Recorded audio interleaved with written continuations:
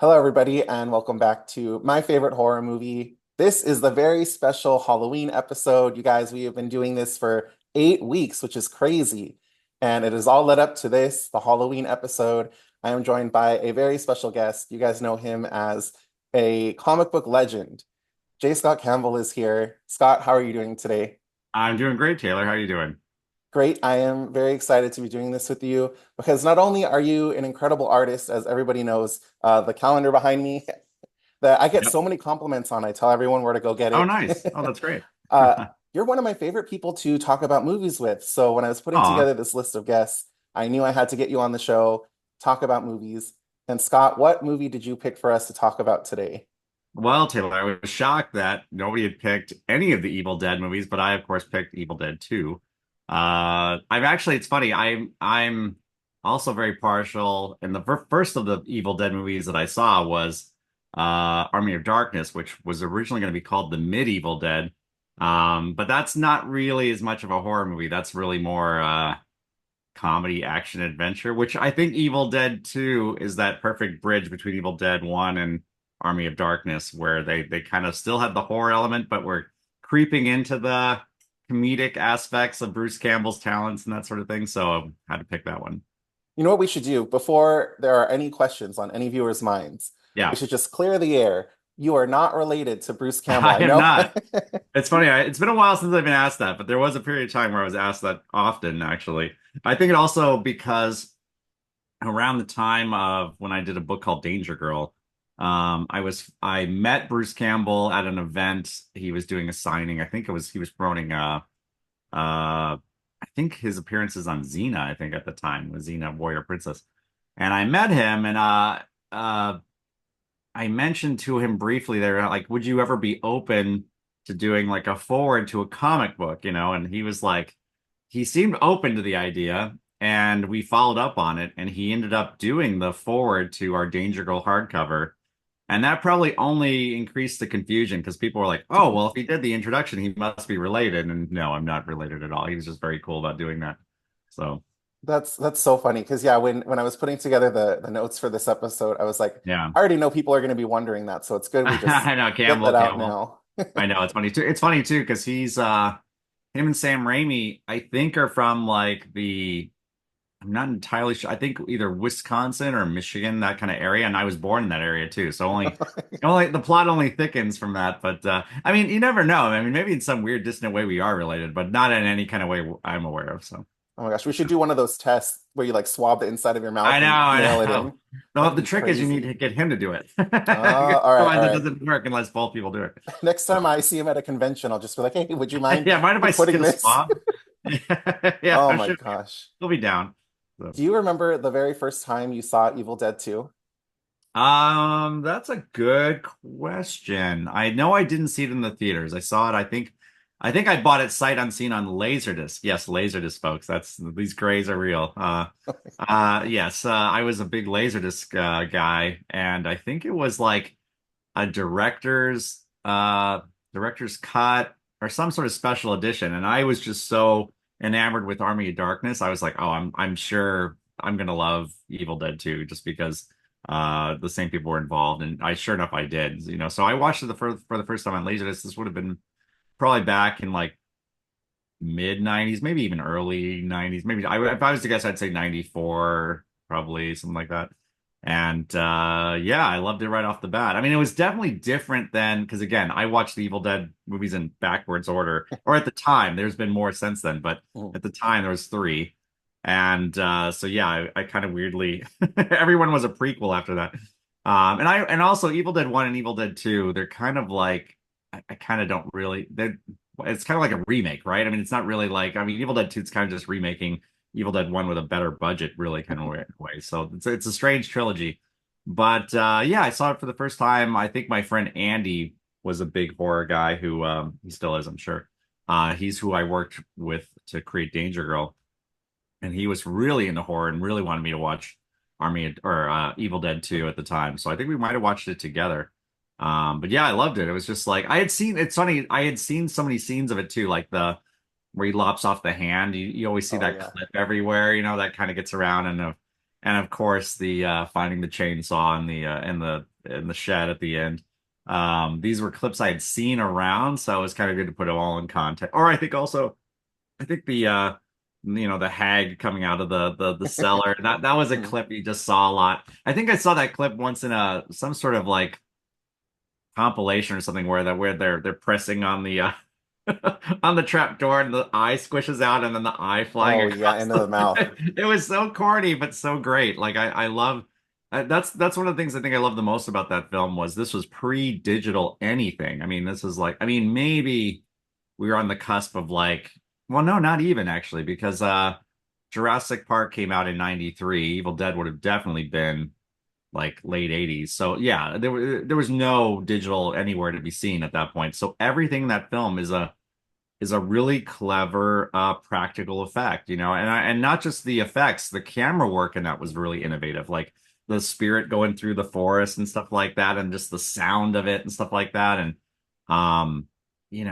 I just love the creativity back then that guys like Sam Raimi had to solve problems and to create uh just really cool effects. It's just like and not all of them work, but you appreciate all of the effort, kind of. And I do as I'm getting older, I have more and more nostalgia for that era of just solving problems with in-camera tricks and things like that. Yeah. There's something, and also too, sometimes they just still look spookier now. I don't know. Sometimes the effects are too clean now. Like if it's too clean, it's like it's not scary. It's kind of like weirdly artificial kind of. And I'm not saying all films do that, but back then there was a grittiness to the practical effects. So even if they were kind of corny, they still looked creepy. So Oh my gosh. It's funny. So you bring up the chainsaw and Ash, yeah. right?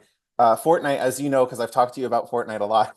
Yeah, It's yeah, my yeah. favorite video game. Ash is a character in Fortnite that you can purchase and play as. So of course I That's got him awesome. the That's minute awesome. they And it put looks him in like it. Bruce Campbell and the whole thing. Like Yeah, it's it's a really oh good. I'll show wow. you when I come over on Halloween. I'll show you. I'll have It's to it's see like a this. Yeah. really good likeness of him. Oh, And great. one of his emotes that you can do is it's him stomping on the cellar door, trying to Oh, is get. that right? Yeah, it's so cool. I'll have to show you Oh, like a that's so clip of it or funny. something. But Oh, that's funny. I'd love to see all those the signature moves on it. I'm sure they're great. yeah, I love playing as him, and I love the movie. I rewatched it because I haven't seen it in a long time. I Oh, is that rewatched right? it the other night after we decided on this movie, Oh, and cool. I love the practical effects. It's something I've said like this whole series so far, every Yeah, episode. yeah, yeah. Practical effects, wherever you can, whenever you can. It just adds so much more to the movie. And I love like the fog and the Hmm. blood splatter, like the part where the blood just comes at him Oh, yeah, with the yeah. like the cannon or whatever they a hose. I don't even know what they used. It is like a hose. It's like I think there was even I think on the commentary they mentioned something about how I mean it's so ludicrous that hose with the blood, but they actually I think in the commentary mentioned that they had to do some things to like get it not a rated X rating because like there's weird technicalities that you can only show so much blood and that was so over the top that's like I mean nobody would take it serious but somehow it weirdly tripped a technicality where they had to like be clever with their editing or something like that. But yeah, I mean yeah, because you're right because then they do that where they crank it back and they it all kind of goes backwards and then it pulls Yeah. back in and then he's still dirty from it but it's like they ran the tape back or it's yeah it's very clever. I mean it's yeah all those 80s horror movies, they had such a look, like just like I mentioned the Universal Monsters movies. I mean, sometimes I lump the Creature from the Black Lagoon in with the 1930s ones, but that was like 2 decades later. But because of the black and white, you kind of like they have a look. They all kind of like have an era. And the 80s horror movies have a look and an era too. And that was like the practical effects, but still like in color, a lot of teen actors in those movies, so that kind of thing. And it really bookended from like the beginning of the 80s to the end of the 80s. And then the 90s just had a totally different, we got into the I Know What You Did Last Summers and all that stuff. And it just was a completely different genre, and the screams and that kind of thing. But that 80s era was very practical. And it was like, I also kind of like sometimes I compare a lot of Evil Dead 2 kind of also reminds me of Poltergeist. Like there's a lot Oh of yeah. similar kind of look to it and Poltergeist is also kind of one of those ones where it's like it's horror but it's kind of more it's a little fantasy-ish kind of in a way and I think kind of like that's where the Evil Dead movies kind of went like they Mhm. kind of pulled more fantasy kind of in so they're almost like their own genre of their own in a weird way kind of like horror fantasy comedy I don't know it's kind of a funny category. No, I think horror comedies might be my favorite genre. Like horror is my favorite, Yeah. but if I had to pick like a subgenre, I would say horror comedies Yeah. because like, Elvira Mistress of the Dark, stuff like Of that. course. Yeah. Like the Scary And Movie that's franchise. camp again too, like too. Yeah, exactly. The Scary Movie franchise, which when I went to CinemaCon, they announced they were doing a reboot of that or a continuation of it. And this morning, Yeah. I just got a notification that they're bringing back like the original writers and the for the first Oh time I think in yeah. 18 years to work on this new Scary Yeah, Movie wasn't it the franchise. the Wayans, right? Gregory Wayans brother? Yeah, Yeah. exactly. Yeah, that's Oh right. my Those gosh. first few are really funny. I mean, it's like I remember at the time I was a little resistant to them because I was so into the original like Zucker brother parody movies like the Airplane stuff. Mhm. But those scary movies are pretty funny, and even some of the later ones are funnier than you think. Like it's like I remember seeing one of them on a plane, going like just because I had nothing to do, and going like, wow, they were still pretty funny well into like their later ones actually even too. But I mean they're stupid, but they're good stupid, you know. My But favorite thing yeah. My favorite thing about the Scary Movie franchise is there's a lot of people who do not like horror, but they will go and watch Scary Movie because they know it's a comedy. Oh, And interesting. then Yeah. I've talked to so many people who are like, oh, because Ghostface is in that, or Samara from The Ring is in that. Then they'll Right, go and right. check out the horror movie that it's based on. Or The So Grudge or something. I love Yeah. that that's like an entryway for a lot of people. That is funny. That's true because it kind of still does the same effects, but you know you're not going to get too freaked out by it. Yeah. Yeah. Or Jigsaw coming in a little like a big wheel or Oh my gosh. so funny. So while I've been doing this series, I've had a lot of directors on. Oh, I've cool. had Dave Parker, who worked with Rob on The Hills Run Red. He was the director for that. Fun. I had our mutual friend Kirk Thatcher, who Of course. had directed Muppets Haunted Mansion. So I asked a lot of the directors if they would be interested in like taking the reins and directing a either like a prequel or a sequel or a reboot of this franchise. And I don't think I've ever told you this, but I do think you would make a great director because what Sure. you do as far as art is like art direction. So I think I don't know because I've never done it, but I think you could translate that from what you do in comics to directing a film, and I feel like Evil Dead would be the perfect franchise. If one day Bruce Yeah. called you after he swabbed his mouth with a cotton thing and found out he was your cousin, and was like, "Hey, cousin, would you like to direct Evil Dead 400?" Would that be something you would be interested in? I mean, I'd be a fool not to at least consider something like that and see if that's something I would want to tackle before on a bucket list sort of way. But it's funny when and I'm sure I'm not the only one. In the 90s, when I got into comic books as a career, I think a lot of us thought maybe it might be a stepping stone to something like that, kind of because it does seem so. I mean, you're basically storyboarding is what you're kind of Mhm. doing in comic book form. So it's not that different in that sense. Obviously, I don't. There's what I don't know could fill a Bible pretty much because it's like there's so much I'm sure if I was finally on set, I'd go like, oh, I didn't learn to do that, or and a lot of it too, with directing too, that you tend to find out in these commentaries is it's you have to be good with people, because it's a lot of encouraging the your cast to connect and emote correctly with the material and with the camera. And so that's where I think a lot of comic book artists where maybe they might think visually they can get it down. It's like famously George Lucas, I think, was not great with like his actors. He would just I think he just all he would ever the only direction you'd give him is faster and more intense or something Yeah. like that. And so I don't know. I'd like to think I probably would have in another parallel universe maybe would have done well with that. I do have a lot of how do I put it? I think it's more challenging than ever before to be a successful director right now. I feel like I'm kind of relieved I'm not doing that kind of thing because it seems like these film studios that there's a lot of crushing pressure to like kind of like control these movies now. And I don't know if you really see directors with unique visions come out like back in Sam Raimi's days much now. I mean the ones that do are usually the veterans because they've earned that, like the Tarantinos and the Tim Burtons and I mean even Sam Raimi kind of got sucked into the Marvel machine to some degree. Although I did see a lot of his trademark touches in Doctor Strange, which I appreciated. It's probably why I like that I can't even say it, Doctor Strange sequel. It's a lot of S's.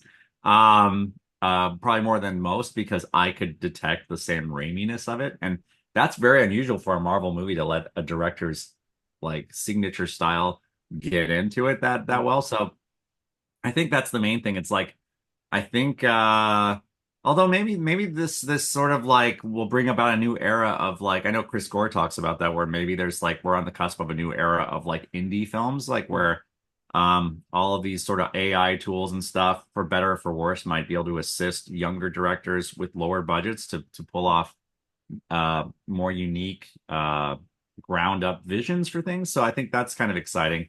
But yeah, I'd be intimidated to be a director now. I feel like it's a lot to go against, and also the pressure of box office these days Oh, I and know. that sort of thing. Although at the same time, there's more outlets than ever if you're okay with it not being in the theaters. Obviously, there's all the streamers and that kind of thing. So I don't know. I think my directing possibility days might have come and gone, but it's very sweet of you to say that. I do think there's probably a version of me that would have probably really thrived with it. I think I would have had a lot of fun, but that door might have closed a while I back. don't think so. I really don't. I think that I don't know. I feel like there's always a chance, and You never I would know. just love to see you You're saying direct there's a chance. something. Yeah, I'm saying there's a chance, and I would love to see that happen. If you were to come across a Necronomicon, that's so hard for me to say Necronomicon. If you The say it, Necronomicon, yeah, yeah. it's like, That one I got out. uh, Yeah. how do you think you would do in the world of Evil Dead if you came across one on your bookshelf and you opened it and Oh, all I'd be hell dead. broke loose? I'd be dead so quick. Whenever I watch these movies, like where like there's an alien invasion, stuff like that, I'm like, oh, please just take me out fast because I don't want to like, like, or when you watch like the Road Warrior movies, it's like, I don't think I would want to survive that bad. I think I'd be like, wow, I'd miss all the creature comforts of the world. I'd be like, oh no, I'm not gonna like do well in this world. But if I saw Necronomicon, yeah, I'd probably bury that thing as fast as possible. I mean, who would Oh, even open a book that looks like that? That I thing's ridiculous. would. I really would. I think I would thrive in that kind of Oh my universe. gosh. That, by the way, speaking of which, that's one of my favorite scenes in the book is that stop motion of the book opening Oh, up and the so pages good. flipping and the drawings. Like to me, that's the kind of stuff that I love about that movie is like that's if I was a director in that era and a little bit older to the point where I was making movies in the 80s, not just watching them, I'd like to think that's the kind of stuff I would have come up with, those like little like camera tricks and little things like that because I think you just don't see that stuff now in movies anymore too. It's like like whatever they would do now if Evil Dead or Evil Dead 2 was an idea now, even with all of the effects we have, I don't think it would look as cool as that stop motion of No, like no way. No the way. pages turning and stuff like that. And that's the thing that's kind of lost in that. I was just watching not that we're talking about Raiders of the Lost Ark, but I was just watching one of these reaction videos on YouTube, which I like to watch, and is where people watch a movie for the first time and they kind of break it down into clips.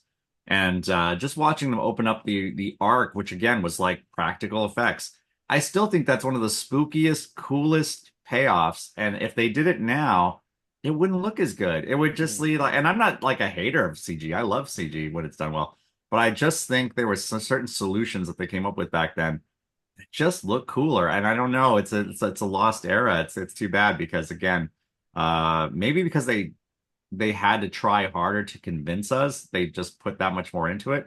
Sometimes I think there's this sense of like, oh, it's CG, it'll work. And then they don't really think it through too much or put the same sort of like crazy thought into it because they're just convinced it'll work. Whereas back then they're Yeah. like, will it work? Oh man, we really better try hard because maybe it won't work. Oh And my I think gosh. that's why it looks so good. So I talked to Dave Parker, who his movie that he picked was The Fog, and I went and yeah, revisited that. And yeah. I was thinking the whole time they wouldn't do that today. They wouldn't like the fog wouldn't even be practical, even though you can Oh, just yeah, very yeah, easily get a fog machine. for Uh, sure. when I watched The Thing again for Cody Leach's movie, or the movie he Good picked, choice. Yeah, I these was are great like, choices. there's no way we would get all these really cool practical creatures and characters. And And the thing, yeah, the thing, I think they even didn't they do a remake of the thing? I feel like they did. yeah, It's funny how these remakes, I think I dreamed them or something like that. Like, did they even happen? But I do remember that one. I remember the Kurt Russell thing, absolutely. And it's like that one just leaves a mark. It's like there's something, yeah, again, those effects back then, they're haunting. They're very yeah, creepy. Like there's something like they maybe because it's practical, it feels like it's real in a way. yeah. I Even if think that's even if what it it's not is. moving around the way a CG could move around and make it look like every expression on a face of a head on a spider or something like that. it's like there's something about the fact that it just you know where you're looking at it through a camera, Mhm. you kind of buy it, like you kind of believe it, so and Yeah. then the thing it worked out well too because at that point, like when the creature's breaking up into weird pieces and stuff like that, like why would the head be as animated if it was still on a body? So that kind of works with the practical if it's not super believable that it's moving around the same way you would think it should. So yeah, I love that stuff. I got to go back and rewatch a lot of that stuff myself because it's so cool. The one thing that I hate that we've lost with the addition of CGI is I hate that everything involving blood is now digital blood and not the practical blood like in Evil Dead 2. Yeah. I Yeah, yeah, hate yeah. it. I was invited to a screening of a action movie. I won't say which movie or anything because I don't want to talk shit, but I went and all the blood in it was digital. And I was just like, Mm. man, this movie would have been 10 times better if it was just actual, the little packets, the little blood Yeah, yeah, yeah. splatter packets, and just I don't know. I And understand that's just it. because Your eye can still tell, right? It's like we just know when something looks, we can't explain it, but we know when something doesn't like read, right? Like yeah, they say that what the uncanny valley thing. And there's a lot of that when it comes to and it's weird, like it's weird. I've seen many things too that says like CG has gotten weirdly worse over the last like yeah, 10 years. And that's not to begrudge them. I know they work their asses off in that industry, but mhm, they get less and less time and less money to do these things. And back when CG was new, they had more time and more budget, so the effects just looked better. Nowadays they take it for granted and they're rushed, and I think they do the best they can, so it's not on them. I just right. think it's like I also too think if you go back and watch again, when I mentioned Jurassic Park, the original one of the obviously the big game changers of CG. It's not an accident that like the T-Rex shows up at night in the Mhm. rain because they knew they still had to create a little bit of like mystery to it because if it was just broad daylight and here's a T-Rex walking around, it just wasn't going to work right. And I think that's kind of like one thing I do like about though the modern horror movies is I kind of feel like and the very first time I ever really saw this effect I think was kind of like in those like I think they were like early Marilyn Manson videos where they kind of did that weird sort of like Oh yeah, like that the ring or like whatever is where things kind of like speed up and then kind of have that weird like that I think is a cool innovation of like sort of the digital era because that is very nightmarish and I feel like that's a cool effect that always works and it's again it's kind of an in-camera effect in the sense that they're just kind of speeding up and slowing down the film digitally but I think that has a very cool eeriness that always works and mhm, I'm a big fan of that so any movie that kind of has that nightmarish yeah. grainy and again too because it's like I think that's the problem with so many of these prequels they're doing. I'm going off topic here, but That's okay. It's okay. whenever they do prequels to things, you're kind of like and I don't hate all prequels, but I think the idea of a prequel you're solving a mystery that was better left a mystery. That's it exactly. Yeah. In some ways, I'm very fortunate and happy that I lived through an era where there were 6 years that I didn't know what Darth Vader looked like because they didn't show you, and I had like what is it like I mean a lot of us at least got to get through most of our life before realizing what Boba Fett looked like. And let me tell you, it was better when you didn't know what Boba Fett looked like. And I kind of think sometimes these horror movies like just because you have these digital effects where you can really show something Mhm. doesn't mean it's the best effect. Sometimes Right. it's better to keep it like you're talking about the fog and stuff like that and what's it called in the original Jaws, which is Mhm. quasi horror. um the shark wasn't working. They couldn't get it to work right. So Steven Spielberg had to shoot around that, and it worked so much better to keep it a mystery. To Right. kind of like you don't see Jaws very much in that movie. It's all the tension that's built up about the anticipation of Jaws. Yep. And I think that's the same thing with the original Alien movie. It's like they do show a decent amount of the alien, but the best parts are just the anticipation of like, oh, when are we going to see it? And I think that's probably the biggest loss, and I think it's not in every movie, but I think if you were to sort of summarize the last 10 or 15 years of more digital effects movies, it's just they just want to show you everything in broad Uh-huh. daylight because they want to show off their effects. Like, look at this Yeah. effect we came up with.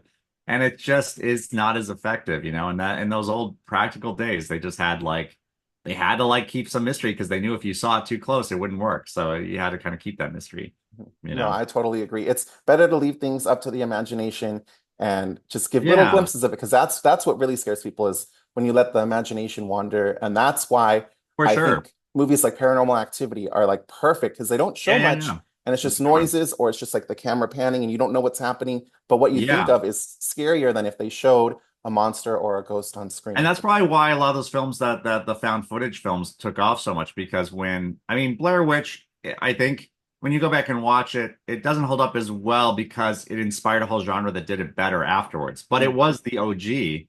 And when that came out, it was really refreshing because we were starting to get too much of the polished, like a really great example of like showing too much in the digital age was The Haunting of Hill House they did in the Oh yeah. 90s. Uh-huh. It's like it's fun and it's kind of goofy, but it's like the effects they were so like, look at these effects. Like we're gonna put light them really well and put them in front of you. And they don't work because it's too in your face and it's too digital. And I Mm. think yeah, it's like I think so. I think around that time is when like the found footage thing kind of started, and it went back to that low res, like shadowy creaks in the night kind of thing, Yep. and people just always respond to that stuff. And I think that kind of kicked off that whole next era. We were talking about eras of like horror movies. That was like kicked off that next era. Oh my So gosh. Yeah, I agree. I could sit here all day and talk with you yeah, about horror movies and effects and all this stuff because like I said, I love talking with you about movies, but I know you have a very busy schedule. So I just want to end with a few Halloween related questions since today, when people are seeing this, is Halloween. So I nice. was wondering a few things. Number one, what is your favorite Halloween candy? That's a good question. It's a tie, only because I want to get the controversial one in there because I know a lot of people apparently don't like it. Huh. The popular choice, which is high up there, is Reese's. Reese's anything. But my tie, my right up there with the tie is candy corn because everybody shits on candy Oh, corn, and I okay. like candy corn. I don't know why people hate it, but I'm also like a big vanilla guy. Like I'm just drinking a vanilla latte here. It's like and like candy corn's like very vanilla-y, so I don't know why people shit on candy corn. I think it's good. Well, how about Oh my yours? What is gosh. your favorite? Oh my gosh, mine is peanut M&Ms.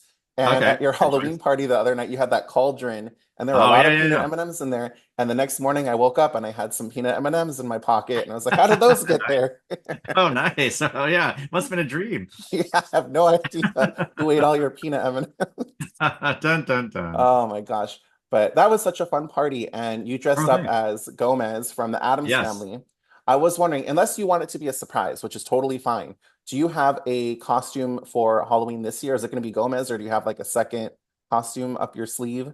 I have to say, I don't want to disappoint you. I think it's probably going to be very low, like low key for like, because that's our handing out candy night kind of, Mhm. and I think I've already done two costumes this year. We did the one for the party you're talking about, and then we also went to Magic Castle Oh, the night yeah. after that. So I've already done two. So um, it's probably very likely I'll have like a Hawaiian shirt with pumpkins on it. So I don't think it's gonna be anything great. So so not to disappoint you, I want to set your expectations in advance. Oh So my gosh. I have been overthinking my Halloween costume. So I yeah. don't have one. I think I might Oh do no. something very simple like my horror night shirt and then I have the face hugger that IMAX gave me. Oh, fun. Um because That's one of your good. friends dressed up as the one of the members I think He of the did. Yeah, Nolan yeah. Nathan. Bandit. Or Nate, because there's another Nathan. Yeah, he as one of the Nostromo crew. Yeah, yeah. It was a cool outfit. Yeah, I might just wear all black and then have like the face hugger wrapped Was around me or that was that something the like same that. face hugger that you had? Was that the Comic No, Con I face? asked him. I asked him because I was like, "Oh, I have one just like I'm looking at it right now." I was like, "I have one just like that at home. Is that from IMAX?" And he was like, "Oh no, it's from the actual mold of the original." Like he knew someone That and was sounds able like to it. Yeah, make. Yeah. I've known that guy since back in the 90s, and he's very connected with the whole LA scene. And he definitely, I believe him if he says that. That's Oh, very so likely the cool. case. I was like, Yeah, he "Oh, knows a that little bit is of everybody around this town. very, very cool." And then the last thing is if people are watching this now, because this will be out on Halloween morning, Yes. and they're staying in and they want to watch some horror movies, what are some other horror movies that you would recommend for people to check out this year? Good question. Good question. Again, I'm not, bear in mind, I am the camp classic monster kind of guy. So it's like I would probably say I really like the creature from the Black Lagoon, the Mhm. original, the OG one. It's not really scary, it's just fun. It's a vibe, you know what I mean?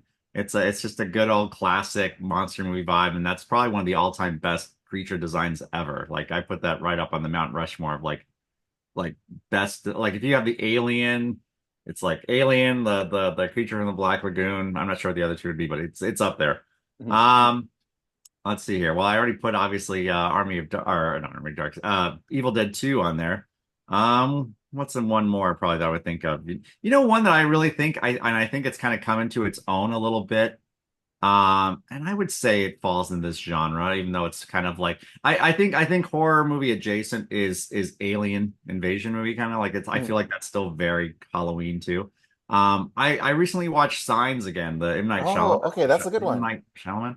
Um, it's you know what I thought it held up great. I Mhm. love that movie, and it's again it's all about anticipation, and just sort of like kind of like it gets in your head, and that's on a whim. I'm not saying I wouldn't reorganize this list if I had more thought, but those off the top of my head, those are three I can think of. Yes, those are perfect.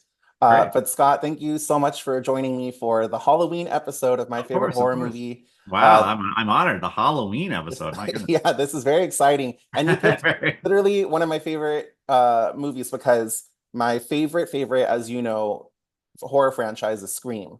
Then it's Evil Right. Dead, and I'm telling you, Terrifier is like climbing the ranks. They're Oh, I getting gotta check. better This and is better with this these. the new one that came out? Is this the Yeah, one that's the Terrifier 3 is so Yeah, good. yeah, yeah. I guess I gotta check it out. And again, too, I dabble in the newer ones. I should probably like try to check this out. I'm still trying to catch up on all the what's it called? What's the universe with Annabelle and the Oh yeah, nuns? like the Conjuring universe. Yeah, there's a bunch of them. I got to catch up in that one. My Yeah, brother's a huge fan of those, and he's always like, "You got to catch up on all the those are Conjuring films." fun. So Those I are gotta, very I gotta fun. catch up on those too. So But Scott, if people are looking to check out some of your comic books that you have for sale, or they're interested in getting one of these yes, calendars for themselves, where would be a good place for people to come and find them? jscottcampbell.com is my online website and store. I'm also findable on J Scott Campbell Art on Instagram and J Scott Campbell on Twitter, X, whatever that one is, and Facebook. So Perfect. yeah, all those ones. Thank you. So I will put a link to your website in the description of this video so great, everyone can go and check it out. But sounds thank good. you, Scott, and happy Yeah, Halloween. And happy I'll see Halloween, you Taylor. later today, the day this airs. Oh We're yes. tra time traveling. Yeah. Yes. When this airs, I will be seeing you later that evening. Yes. Yes. Sounds good, man. All right. Bye, Scott. Happy Halloween. Bye. Bye. Happy Halloween.